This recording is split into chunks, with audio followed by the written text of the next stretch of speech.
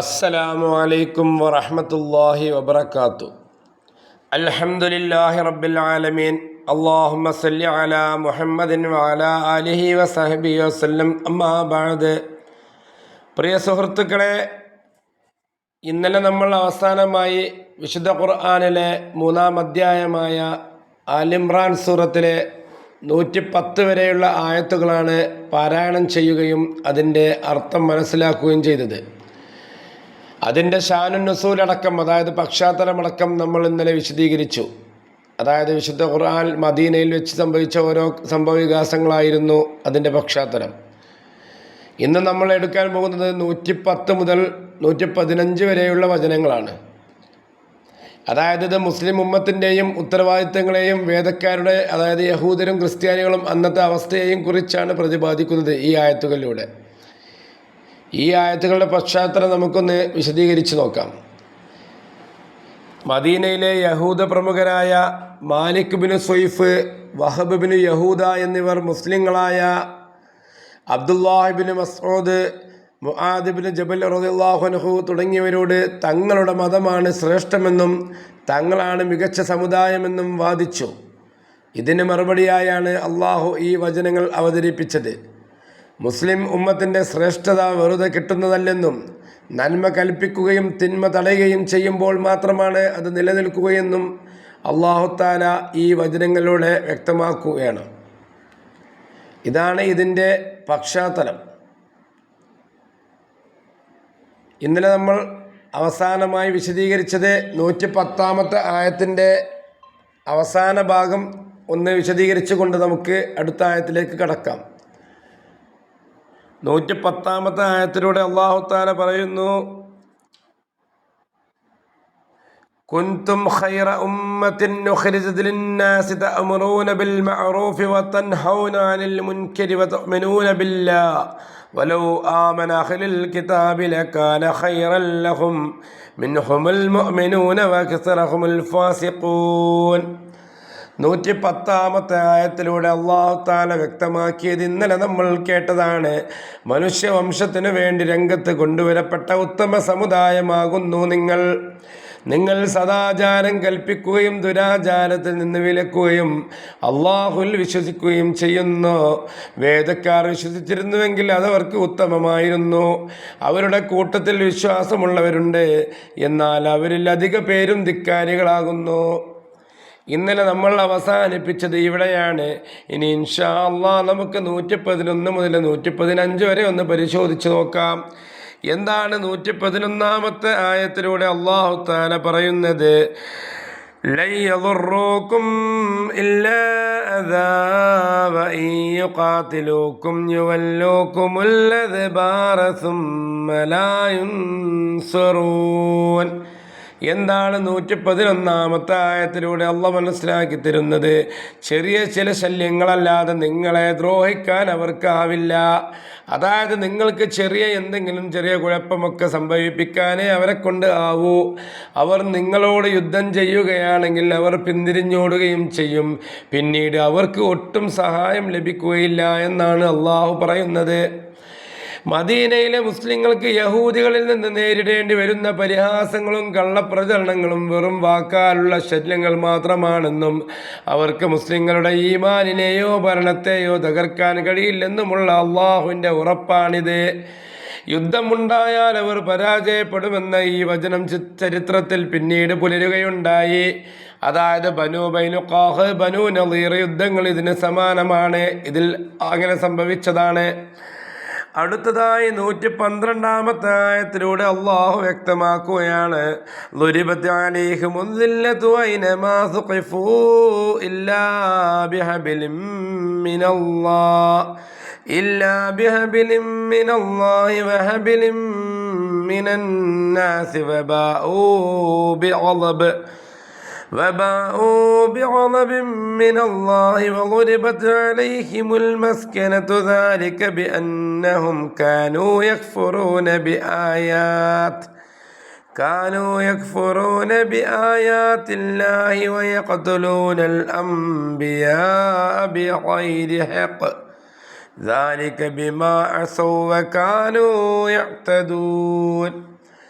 112 ആയത്തിലൂടെ അവർ എവിടെ കാണപ്പെട്ടാലും, അതായത് അപമാനം അവരുടെ മേലടിക്കപ്പെട്ടിരിക്കുന്നു എന്ന്, അള്ളാഹുവിൽ നിന്നുള്ള ഒരു കയറോ, അതായത് ഒരു ഉറപ്പോ, മനുഷ്യരിൽ നിന്നുള്ള ഒരു കയറോ മുഖേനയല്ലാതെ അവർ അള്ളാഹുവിൻ്റെ കോപത്തിന് പാത്രമാവുകയും അവർക്ക് മേൽ ദാരിദ്ര്യം അടിക്കപ്പെടുകയും ചെയ്തിരിക്കുന്നു.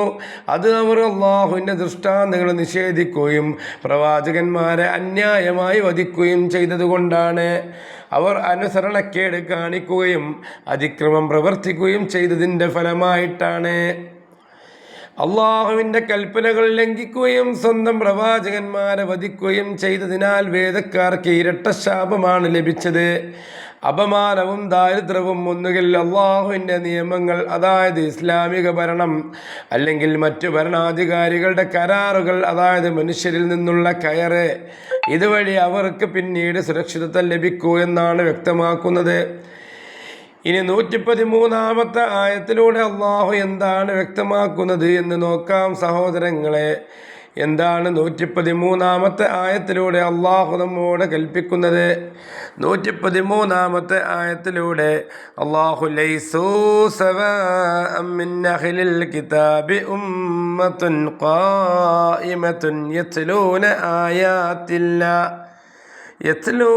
ആയാത്തില്ലാഹി ആനാഅൽ ലൈലി വഹും യസ്ജുദൂൻ. 113 വചനമാണ് പറയുന്നത്. 113 വചനത്തിലൂടെ അള്ളാഹു അവരെല്ലാവരും ഒരുപോലെയല്ല, വേദക്കാരിൽ നേർമാർഗത്തിൽ നിലകൊള്ളുന്ന ഒരു വിഭാഗവുമുണ്ട്.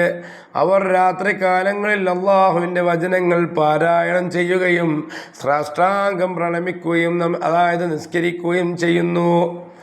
അവർ അള്ളാഹുവിലും അന്ത്യദിനത്തിലും വിശ്വസിക്കുന്നു, നന്മ കൽപ്പിക്കുകയും തിന്മ തടയുകയും ചെയ്യുന്നു.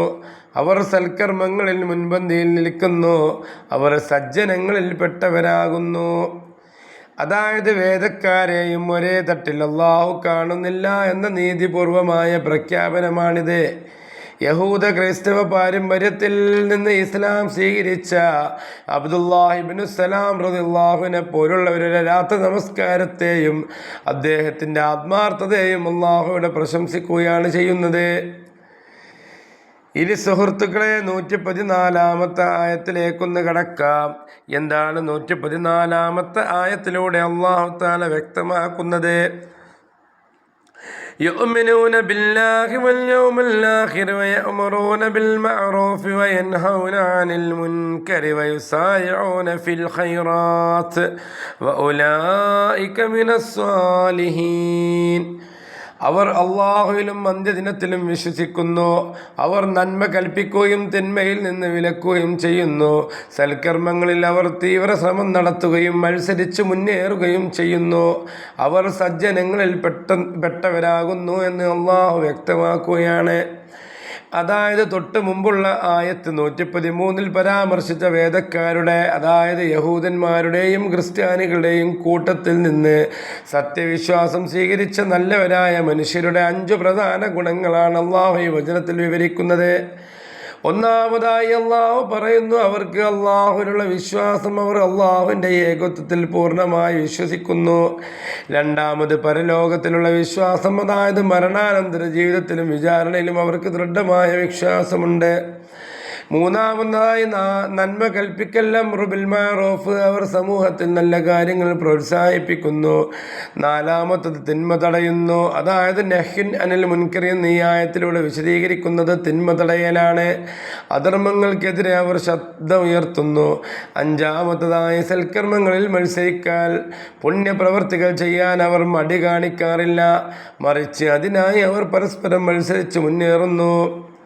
ഈ ഗുണങ്ങളുള്ളവരെയാണ് അല്ലാഹു സ്വാലിഹീങ്ങൾ, അതായത് സജ്ജനങ്ങൾ എന്ന് വിശേഷിപ്പിച്ചിരിക്കുന്നത്. മുമ്പ് യഹൂദരോ ക്രിസ്ത്യാനികളോ ആയിരുന്നു എന്ന പശ്ചാത്തലം നോക്കാതെ ഇസ്ലാം സ്വീകരിച്ച് ഈ ഉത്തമ ഗുണങ്ങൾ ജീവിതത്തിൽ പകർത്തിയ അബ്ദുല്ലാഹി ഇബ്നു സലാം റളിയല്ലാഹു അൻഹു തുടങ്ങിയ സ്വഹാബിമാരെയാണ് അല്ലാഹു ഇവിടെ പ്രശംസിക്കുന്നത്. ഇനി സഹോദരങ്ങളെ, നമുക്ക് 115 ഇന്നത്തെ അവസാനത്തെ ആയത്താണ്. വമാ യഫ്അലൂ മിൻ ഖൈരി ഫലൻ യക്ഫുറൂഹ് വല്ലാഹു അലീമും ബിൽ മുത്തഖീൻ. 115 ആയത്ത്. അവർ ചെയ്യുന്ന ഏതൊരു നന്മയും നിഷേധിക്കപ്പെടുകയില്ല, അതിനുള്ള പ്രതിഫലം അള്ളാഹു നൽകും. അള്ളാഹു സൂക്ഷ്മത പാലിക്കുന്നവരെ പറ്റി നന്നായി അറിയുന്നവനാകുന്നു. ആത്മാർത്ഥമായ ഈമാനോടെ ആര് എന്ത് നന്മ ചെയ്താലും അത് അള്ളാഹു സ്വീകരിക്കും. അവരുടെ മുൻകാല പക്ഷാന്തരം നോക്കി അള്ളാഹു പ്രതിഫലം കുറക്കുകയൊന്നുമില്ല എന്നാണ് അള്ളാഹു വ്യക്തമാക്കുന്നത്. അള്ളാഹു തആല നമ്മുടെ കയ്യിൽ നിന്നും വന്നുപോയ ചെറുതും വലുതുമായ എല്ലാ പാപങ്ങളും അള്ളാഹു തആല നമുക്ക് പുറത്തു തരട്ടെ. അള്ളാഹു ഒരിക്കലും പൊറുക്കാത്തവനാണെന്ന് പറഞ്ഞിട്ടില്ല. അള്ളാഹു നമ്മുടെ പക്ഷാന്തരം സ്വീകരിക്കുന്നവനാണെന്നാണ് അള്ളാഹ് പറയുന്നത്. അതായത് നമ്മുടെ മുമ്പ് കഴിഞ്ഞു പോയതൊന്നുമല്ല അള്ളാഹു നോക്കുക. നമ്മുടെ അവസാനം ശരിയാവുകയാണെങ്കിൽ, അതായത് തൗബ ചെയ്ത് മടങ്ങുകയാണെങ്കിൽ നമുക്ക് രക്ഷപ്പെടാമെന്ന് അള്ളാഹു വ്യക്തമാക്കുകയാണ്. നന്മ ചെയ്ത് മാക്സിമം ജീവിക്കുക. കാരണം നമ്മൾ എപ്പോൾ മരിക്കും എന്ന് നമുക്ക് ആർക്കും പറയാൻ സാധിക്കില്ല. മരണസമയത്ത് നമ്മൾ പിന്നെ വാക്ക് നന്നാക്കിയത് കൊണ്ട് കാര്യവുമില്ല. അല്ലാഹു തആല ഇത് പഠിച്ച് മനസ്സിലാക്കാനുള്ള ഭാഗ്യം നൽകട്ടെ. ഇന്ന് നമ്മളിവിടെ അവസാനിപ്പിക്കുകയാണ്. വആഖിറു ദഅവാനാ അൽഹംദുലില്ലാഹി റബ്ബിൽ ആലമീൻ. അസ്സലാമു അലൈക്കും വറഹ്മത്തുള്ളാഹി വബറകാതുഹു.